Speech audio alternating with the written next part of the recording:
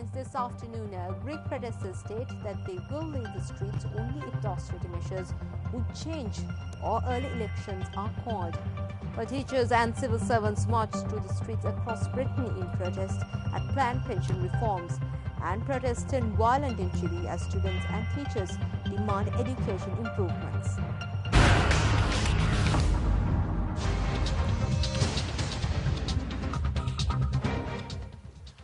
The protesters, numbering several thousand, said yesterday that they would leave only if the measures would change or early elections were called. The Greek parliament passed the primary austerity bill on Wednesday and a second bill to implement the measures yesterday, opening the way for the release of the fifth installment of a bailout loan by the European Union and International Monetary Fund. Prime Minister George Papandreou told his ministers in a close cabinet meeting that the passing of the austerity measures in Parliament was a crucial step forward, but there was still a lot of work to be done.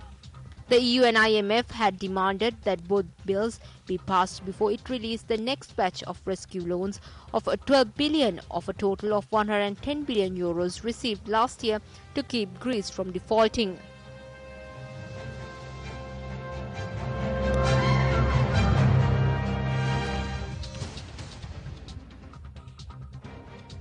Teachers and civil servants marched through the streets and picketed government buildings across Britain yesterday in protest at planned pension reforms, launching what could be a long period of labour unrest over austerity measures. The strikes, echoing protests across continental Europe against austerity imposed to reduce debt, are the first in what unions say will be a wave of action against steps by the British government that will cut the value of public sector pensions. The march, which stopped traffic on some of London's main streets, involved thousands of workers and supporters carrying banners and blowing whistles. The peaceful protest passed off without serious incidents.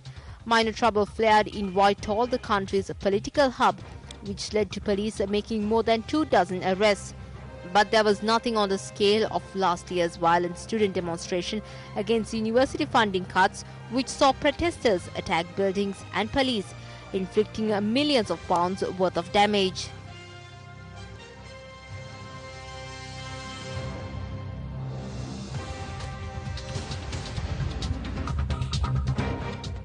Protests turned violent in Chile as tens of thousands of students and teachers marched through the streets of Chile yesterday demanding improvements in education. Police said that 80,000 people joined the march, while its organizers said that there were more than 200,000 demonstrators.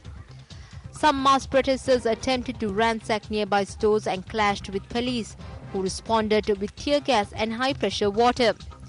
One individual was seen throwing cocktail bombs at a police truck. This demonstration is just one in a series of protests to demand lower university fees and cheaper bus passes from the centre-right government led by President Sebastián Piñera. The national government has proposed a $75 million injection into universities, but has not responded to some key demands of the protesters.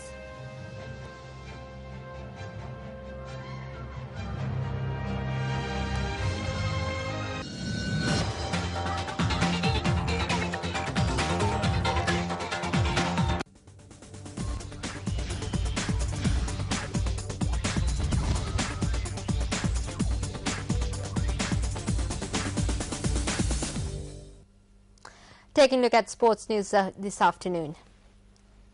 We start off with some cricket news. Well, Sri Lanka will take on England in the second encounter of the 5-match one-day international series at Leeds today. Sports First contacted Sri Lanka cricket team manager Anurath Thennakoon to inquire about the weather conditions in Leeds and the team for today's match.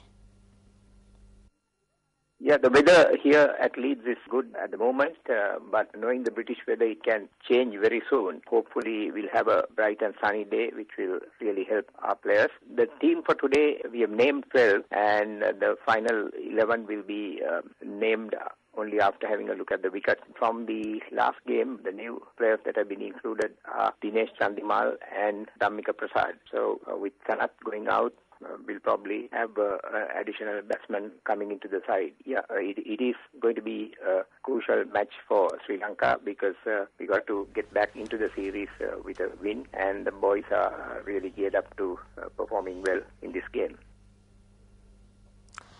Well, Asafah Pavel ran the fastest 100 meters of the year so far, clocking 9.78 seconds in the Diamond League meet. Let's now take a look at yesterday's action in brief.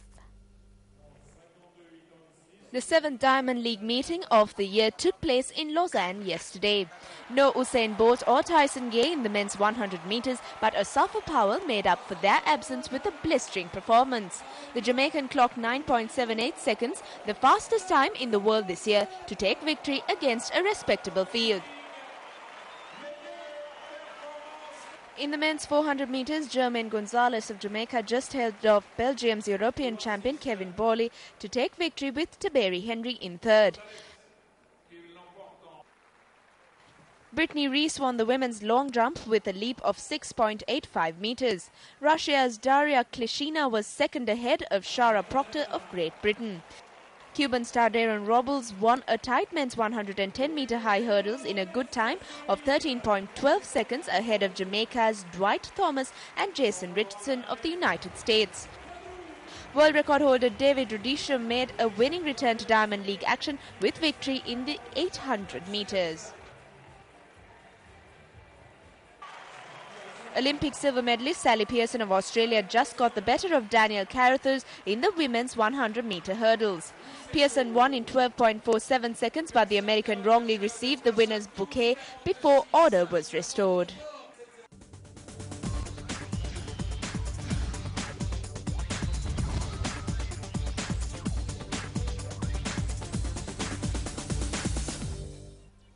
Well, that's it from this edition of Lunchtime News, but be sure to join us on our updates. Until then, take care.